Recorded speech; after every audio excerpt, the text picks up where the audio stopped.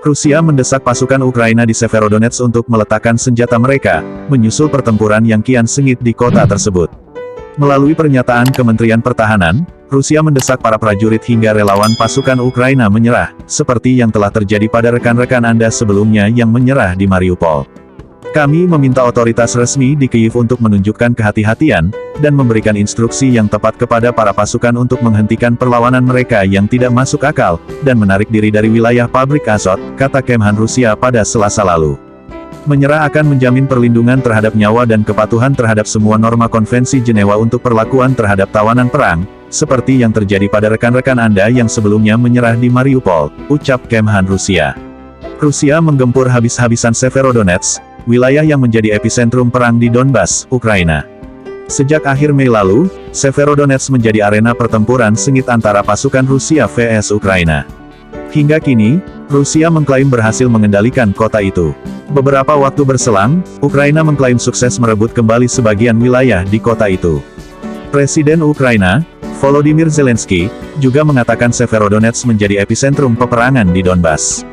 Severodonetsk masih menjadi pusaran peperangan di Donbas, kata dia. Ia juga menegaskan nasib Donbas ditentukan pertempuran Rusia vs Ukraina di Severodonetsk. Ini adalah pertempuran yang sangat sengit, sangat sulit. Mungkin salah satu yang paling sulit sepanjang peperangan ini. Saya berterima kasih kepada semua orang yang membela kami, ujar Zelensky lagi.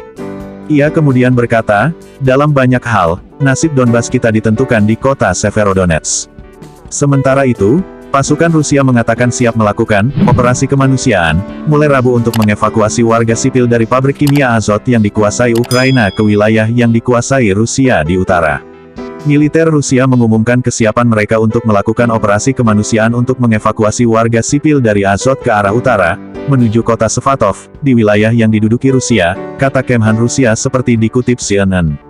Rusia juga menyatakan akan membuka koridor evakuasi bagi warga sipil pada Rabu antara pukul 8 sampai dengan pukul 20 waktu Moskow.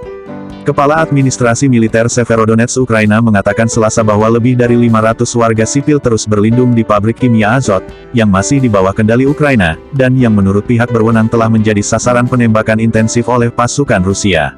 Serhiy Haidai, Kepala Administrasi Militer Wilayah Luhansk Ukraina, mengatakan perjalanan antara Severodonetsk dan Lysychansk sekarang sulit, tetapi bukan tidak mungkin. Ia mengatakan pihak berwenang Ukraina, evakuasi terus berjalan meski lambat, karena bombardir Rusia yang terus-menerus.